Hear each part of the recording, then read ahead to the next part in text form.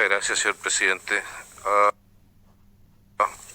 Bueno, lamentablemente salió el colega Naranjo, porque me habría gustado responderle. En primer lugar, aclarar una cosa. Nosotros aquí en la Cámara Baja estamos determinando si tiene mérito una acusación, que pasaríamos entonces a la Cámara Alta como jurado. Es decir, nosotros estamos en el proceso de determinar si efectivamente existe mérito para la acusación o no.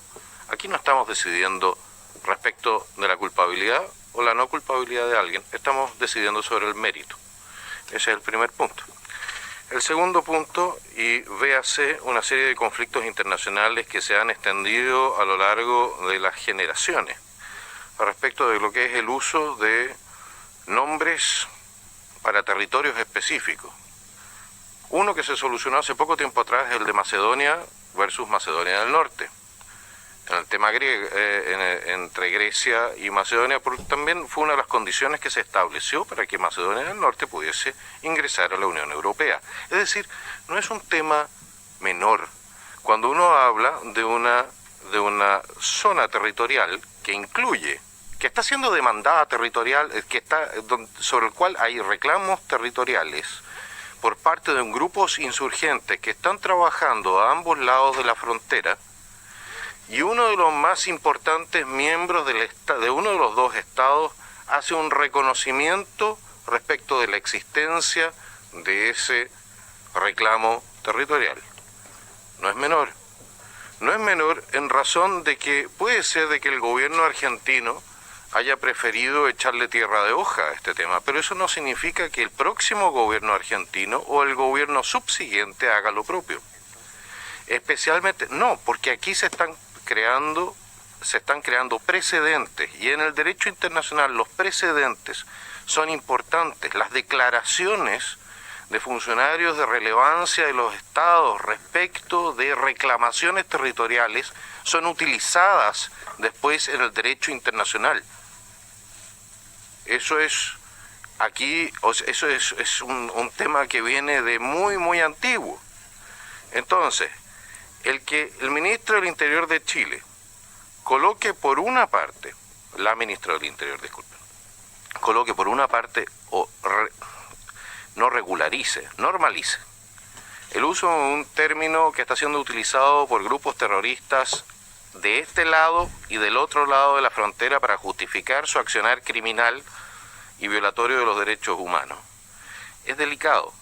Y aunque solamente fuese a nivel nacional, sería igualmente delicado, porque la ministra del Interior tiene también el deber de mantener y defender la unidad territorial del Estado. Entonces, nosotros nos vemos en una situación en la cual nosotros acusamos que la ministra, no teniendo probablemente esta finura técnica, diplomática, no comprende los alcances que puede tener sus declaraciones y su accionar a nivel internacional a futuro. Está creando precedentes peligrosísimos para la unidad territorial nacional y ha creado un precedente para un posible conflicto en el futuro que sea a nivel internacional. Casos de este tipo los conocemos en el Kurdistán, los conocemos en lo que fue la ex Yugoslavia, lo vimos con el tema del Kosovo, lo hemos visto por lo demás en las repúblicas estas dos repúblicas por las cuales está peleando Ucrania y Rusia, el Donbass, son dos repúblicas cuyo nombre se me escapa. Muchas gracias. Entonces se dan cuenta, en un periodo de tiempo de nuestra historia en que los movimientos separatistas no son escasos, y no son escasos los éxitos de los mismos, especialmente si son potenciados por potencias extranjeras. Es un peligro lo que hace la ministra. Nosotros no queremos un Kosovo en Chile. Y el reconocimiento que hace, verbal, y que hacen ciertos sectores políticos, con respaldo político a estas demandas, es extremadamente complejo para lo que es la seguridad interior del Estado. Muchas gracias. Si usted pudiese, por supuesto, responder a esta, que no es una pregunta, es una declaración. Muchas gracias. Yo vengo específicamente por derecho internacional público y vengo específicamente por el término Wallmapu, el que yo he estado escuchando, porque también he tenido conciencia de lo que se ha dicho el lunes, el martes y ahora todo lo que se está diciendo. Y creo que podría agregar algunos elementos para su análisis. Primero, según historiadores, el término este es relativamente nuevo y no tiene un origen en la cultura central del pueblo mapuche. Surge hasta donde se ha logrado entender de un movimiento revisionista a principios de la década de 1990. Es un término inventado. No es una cuestión histórica propiamente tal del pueblo mapuche, que tampoco nunca percibió su territorio como un lugar particularmente definido. Yo soy especialista en Asia, viví 13 años por allá, saqué mi doctorado por allá y conozco con mucha profundidad lo que ellos piensan y su historia jurídica también, pero ni siquiera los chinos con su elevada cultura tenían conciencia de territorios particularmente definidos en sus fronteras.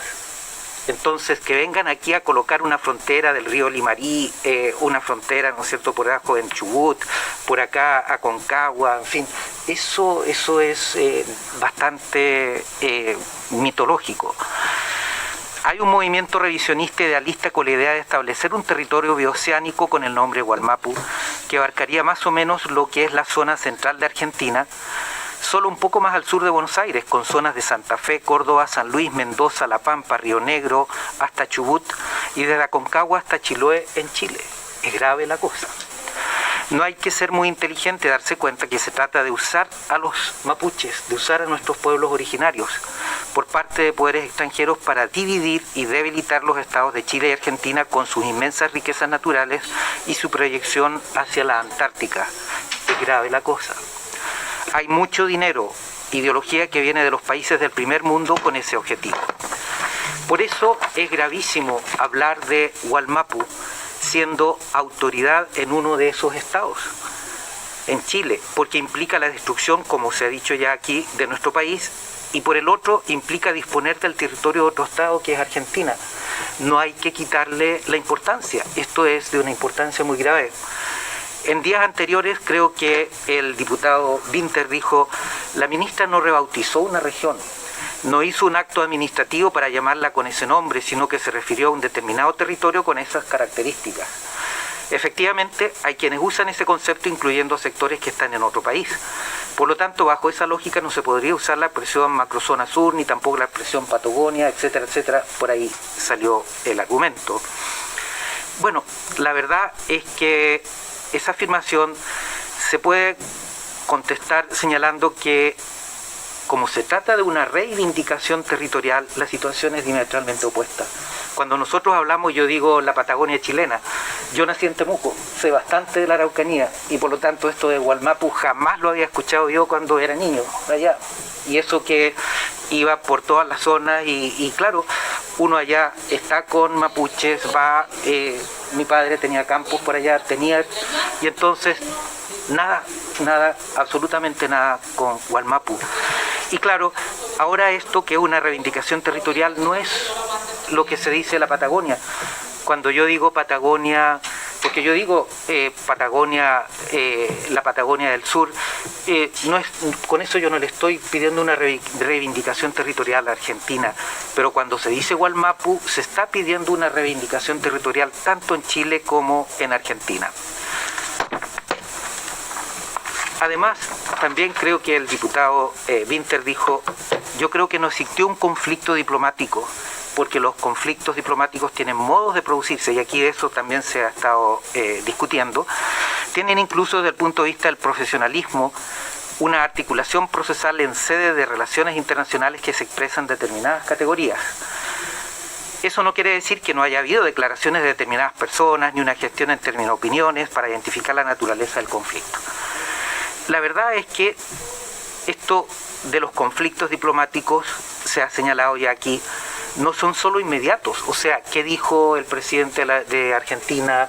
¿Qué dijo el ministro de Relaciones Exteriores de Argentina? ¿Dijo algo? ¿No dijo nada? También se ha dicho que los hechos o las declaraciones, esas tienen efectos jurídicos en el futuro. Porque probablemente, al no ser especialista de derecho internacional, no se conocen los actos jurídicos unilaterales del Estado. Yo, la verdad es que no solamente con este gobierno, sino que con el gobierno Piñera, con Bachelet, y generalmente las autoridades hacen unas declaraciones que son declaraciones unilaterales de Estado, y yo realmente tiemblo. Probablemente en Argentina, en Perú, en Bolivia tampoco tienen muchos especialistas, pero sí que deben tener una persona que tiene y está haciendo un dossier. Está diciendo, mira, la diputada Vallejo dijo tal cosa, mira, el diputado tanto dijo tal cosa, mira, la ministra del Interior dijo tal cosa, y después tenemos un dossier de 30 personas que dicen Chile le debe tanto a Bolivia, o Chile le debe esto a Argentina, o lo que sea. El hecho es que eso se llaman actos jurídicos unilaterales del Estado, y como fuente de derecho internacional tienen la fuente de tratado. Así tan grave. Pues bien, como fuente de obligaciones a nivel internacional, el reconocimiento es una de ellas. Sabe que se trata de un acto mediante el cual el Estado constata y acepta la existencia de un hecho, una situación o una pretensión de relevancia internacional. Probablemente no lo sabía la ministra, y lo hizo, lo dijo, y entonces uno dice, constata, acepto la existencia de Wallmapu y una situación con una pretensión de relevancia internacional. ¿Qué relevancia más grande tiene si el mismo guerrillero que está ahí, que es Yaitul, ese hombre ha dicho que, es decir, que no obedece a Chile y no deja entrar ni a 700 PDI, es decir, que también la ministra tuvo que salir arrancando? Es decir, estamos en una situación en que ella está reconociendo, ella está constatando, ella está aceptando la existencia de ese enclave. Y eso es gravísimo. Por aquí le han tratado de quitar diferentes, no, esto simplemente no tiene mayor importancia. Tiene importancia tanto para Chile como tiene importancia tanto para Argentina. Si ellos no han hecho una declaración, como se dijo por aquí, eso no tiene ninguna importancia. El hecho es que ya se hizo, y muchas veces por inteligencia, mejor no hacer la declaración ahora, mejor la hago después cuando los demande ante la Corte Internacional de Justicia. Ahí voy a hacer la declaración. Como especialista en Derecho Internacional también veré el término Wallmapu bajo la perspectiva de un ente geográfico de poder en un orden internacional. ¿Qué necesita un poder en el orden internacional para configurarse en un Estado? Ya sea república, ya sea reino, en fin, en cualquier época histórica. Si falta uno o más de los requisitos, no es un Estado, no es un Wallmapu. Pues bien, son definidos como Estado, tras el precedente establecido en la Convención de Montevideo de 1933, aquellos entes con población permanente, territorio determinado, gobierno y capacidad de entrar en relaciones con los demás Estados. Uno dirá, esto es de 1933, moderno, pero antes tendríamos... No, esto es lo que la costumbre ha venido colocando por escrito de lo que milenariamente se tiene por los acuerdos entre diferentes entes de poder. ¿Qué cosas son? Podrá ser el imperio chino con el shogunato japonés, por eso.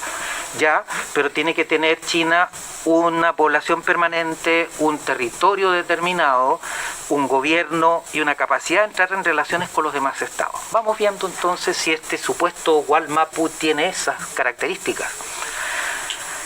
El supuesto territorio llamado Wallmapu tenía una población permanente durante toda la época histórica que nosotros conocemos. La verdad es que no, porque eran muchísimos grupos tribales, sin una organización permanente, tribus que pasaban de un lado a otro a la cordillera.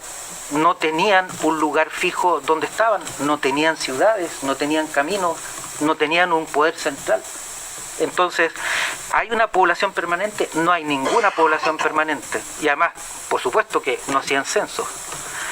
El supuesto territorio llamado Wallmapu tenía un territorio determinado. Tampoco.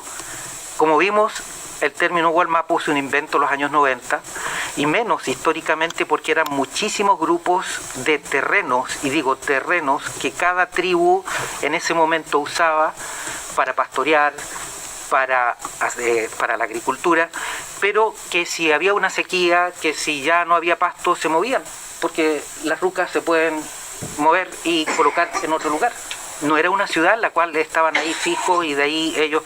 Por lo tanto, ese supuesto territorio no existía. Si en Argentina ellos seguían avanzando hasta Buenos Aires o más abajo Buenos Aires o por Chubut, la verdad es que no les importaba. ¿Y por qué? Porque no había un territorio determinado.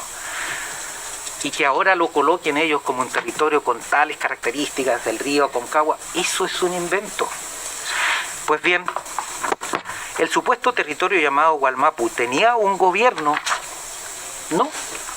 Como dije, se componía de innumerables tribus sin un gobierno permanente, sin un gobierno central, sin una cabeza. Y eso hace entonces que los supuestos tratados no existan. Entonces uno dice, y los famosos parlamentos. Entonces, obviamente que se realizaron parlamentos, pero eso eran los caciques que estaban de acuerdo en hacer el parlamento. Y habían cientos de caciques que no estaban de acuerdo en hacer el parlamento. Pues bien, entonces no tiene un gobierno. ¿Y el supuesto territorio llamado Wallmapu tenía capacidad de entrar en relación con otros estados? No. Cuando estaba el Imperio Español ahí, o la República de Chile en los denominados parlamentos, no eran un estado con otro estado.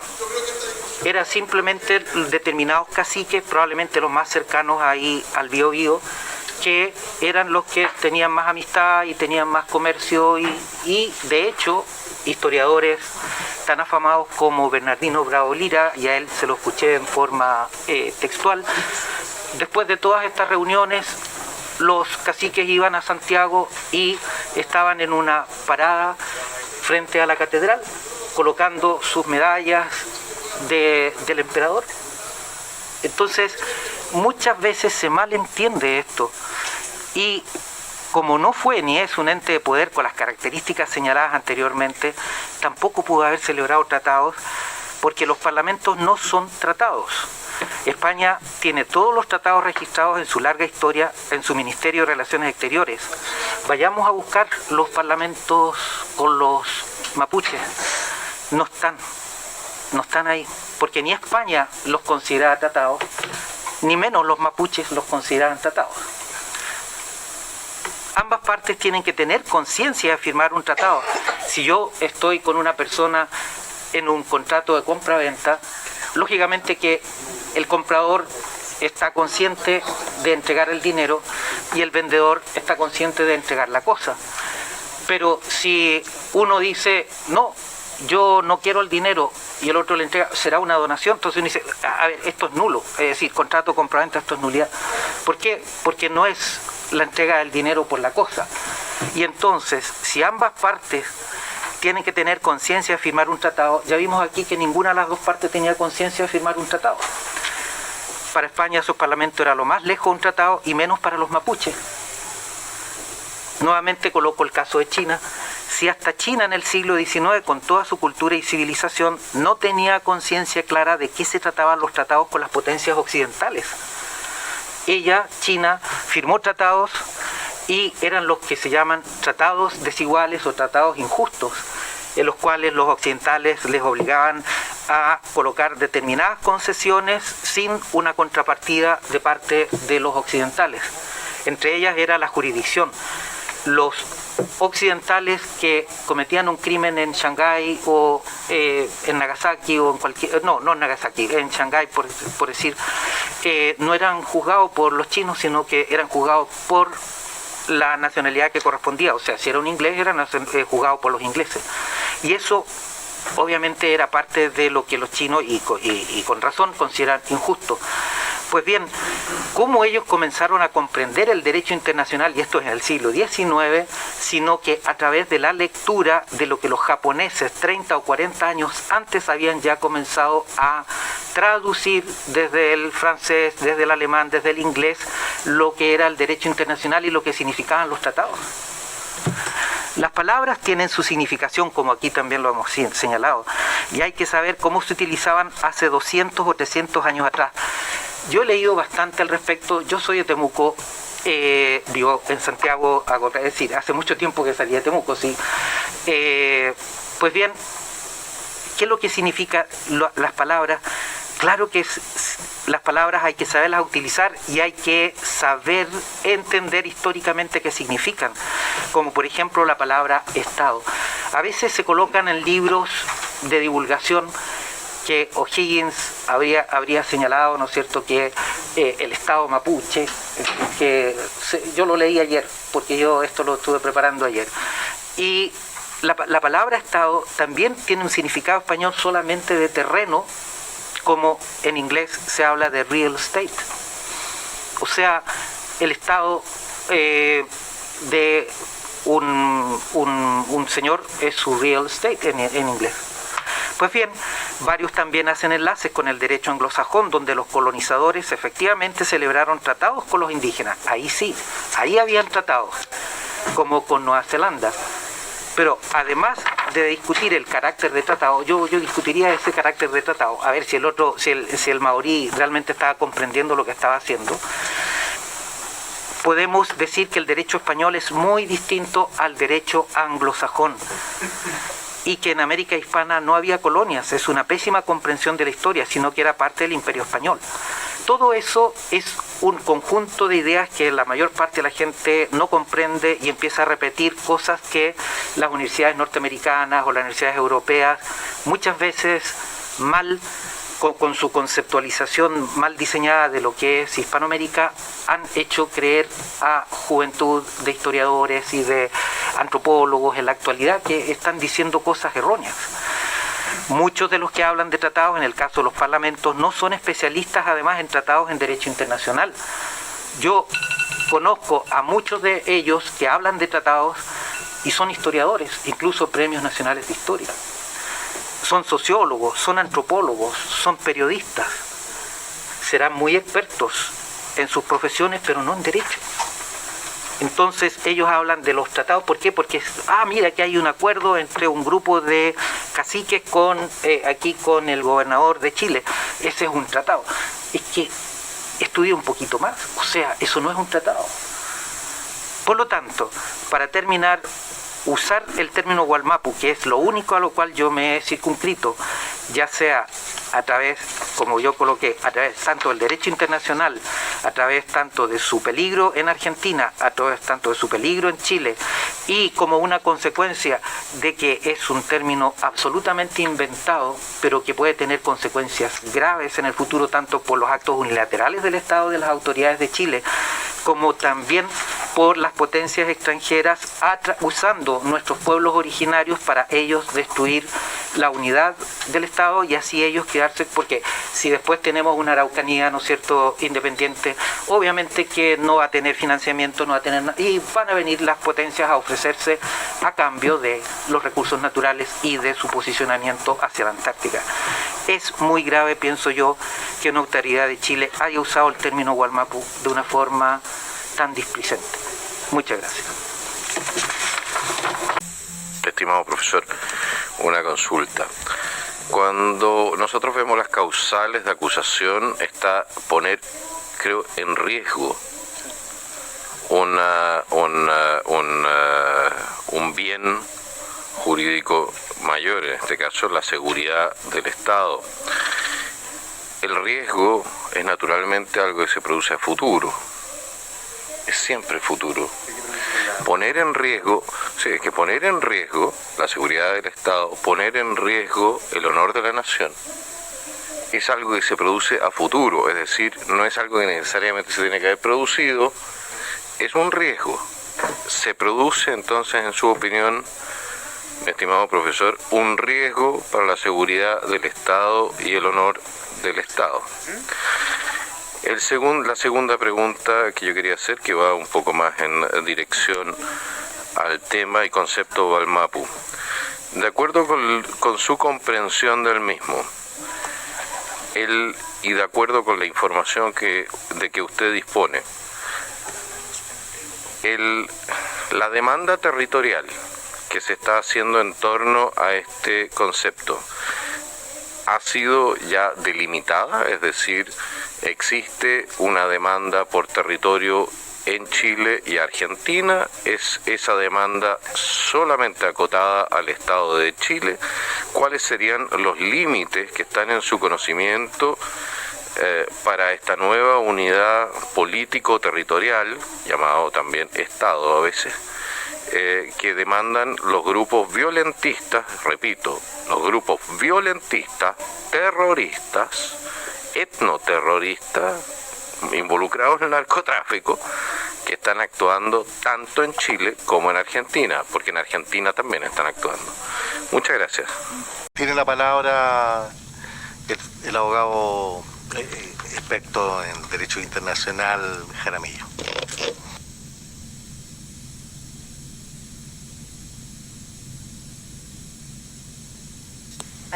Ay, sí, muchas gracias. Creo que anoté todo y si me falta, por favor, me dicen.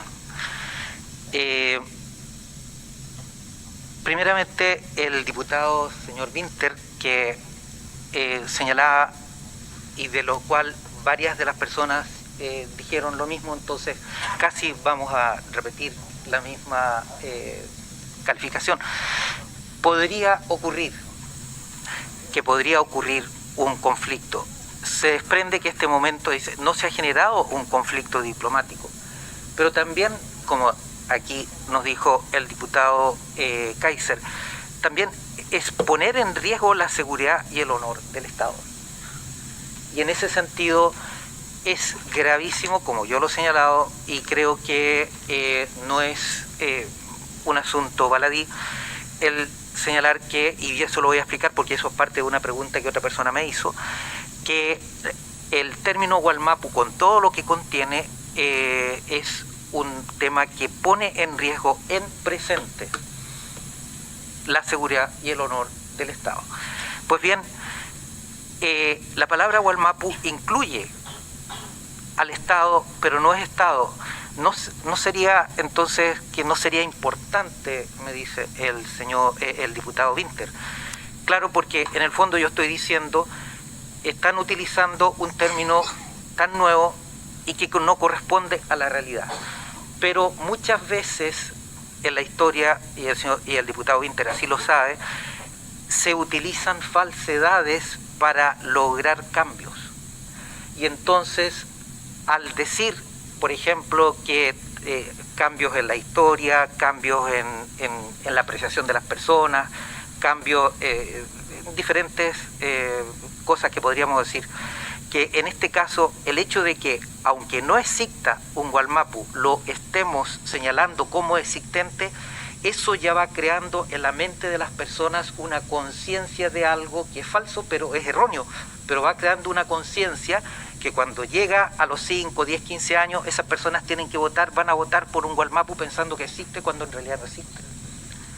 Eso es parte de lo que quería decirle, que a pesar de que es un término tan moderno, a pesar de que eso no existe, lo están haciendo existir a través de la falsedad. Pues bien, también se me preguntó por el concepto. Una demanda territorial ha sido delimitada, Chile y Argentina, ya ha sido delimitada. Ellos han señalado que desde determinados lugares, que en Argentina, y yo creo que lo dije, con determinadas provincias en Argentina y en Chile, desde Aconcagua hasta Chiloé. Pero no la Ventasiche. No, pero eso incluye, claro, cuando ella dice Wallmapu, está incluyendo el concepto que los terroristas están señalando. Entonces sí, claro que ha sido delimitado. Por otro lado, la pregunta siguiente, es una cámara de abogados, usted dice que no solamente abogados, es decir, usted es abogado, pero también hay otras personas. Entonces, sí, bueno, otras profesiones. Sí. Estamos aprovechando el término nomás. Eso. Entonces, vamos a ver usted decía la palabra Gualmapu, porque hay que conocer el concepto, lo que son las cosas. ¿Y por qué esa palabra debilitaría al Estado? Porque es una palabra mapudungún. La verdad es que sea la palabra mapudungún o no es mapudungún, para los efectos de lo que yo quiero decir no tiene mayor importancia. Lo que tiene importancia es el concepto que trae de fondo, que es un Estado que se está afincando dentro de otro Estado, dentro de otros dos Estados que son Chile y Argentina. Se llame Gualmapu, se llame Mapu, se llame Cam, o como quiera, eso. El hecho, como lo que sea, el concepto, el interesante, lo que implica esa palabra es lo peligroso. Entonces, si usted me dice Arauco, Rac, también es un concepto mapudungún, mapuche, dice, pero eso no tiene reivindicación territorial. Por supuesto que no. Es la palabra Gualmapu la que tiene reivindicación territorial, que implica un concepto que destruye a dos estados actuales que son Chile y Argentina. Usted me habla del pueblo Rapanui, un tratado. Efectivamente, ahí sí que hubo un tratado. Yo no coloqué el pueblo Rapanui porque estaba hablando de Gualmapu y como la ministra, eso fue lo que habló. Pero ahí yo estoy de acuerdo con usted, ahí había un tratado. Así que eso no es ningún problema. Después... Entonces, es reivindicatorio también, Rapanui. Ellos, no, es decir, algunos de ellos, no sé si todos, hablan de una independencia. Por lo tanto, que ellos hablen o no de independencia en este momento, y si son todos, no lo sé, pero no están quemando casas, no están matando personas. Entonces, es una calificación de que, bueno, podemos vivir en paz todavía. Yo no voy a empezar a decir, oye, usted diga Rapanui, no diga Rapanui, diga Isla de Pascua. No. Podemos seguir viviendo en paz en tantas cosas, como aquí dicen, no vamos a estar haciendo disquisiciones y acusaciones por todos lados. Pero cuando hay quemas, cuando hay asesinatos, cuando hay ataques terroristas, ahí sí que tenemos que ver las cosas. Por otro lado, se me dijo la palabra Gualmapu, creo que fue usted, pero es una acusación, se me señaló. ¿Por qué usted habla de la palabra Gualmapu si estamos en una acusación contra la ministra? Y es que justamente yo me centré en esa palabra porque esa palabra es la que da un contexto para que nos coloque en, como dije hace poco, en riesgo al país, en su seguridad y en el honor del Estado. Porque, como ya lo he explicado, eso implica la destrucción del Estado de Chile. Además me dice conflicto futuro, pero el conflicto actual no existe. La verdad es que el presidente, como aquí, ¿no es cierto?, la diputada señaló, dijo, no existe ningún problema. Yo todas esas cosas las coloco como referencia. ¿Por qué? Porque yo no sé si en el Ministerio de Relaciones Exteriores de ellos están haciendo un dossier. Y lo más probable es que estén haciendo el dossier de las palabras que dice, de las palabras que no dijo, y todo eso para ser utilizado, si es que fuese necesario, en un caso futuro.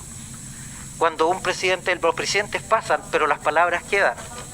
Evitemos los diálogos. Sí, pero las palabras quedan. Y entonces, cuando usted me dice, estamos hablando cosas presentes y no de futuro, yo le coloco que el poner en riesgo es presente. El poner en riesgo la seguridad del Estado.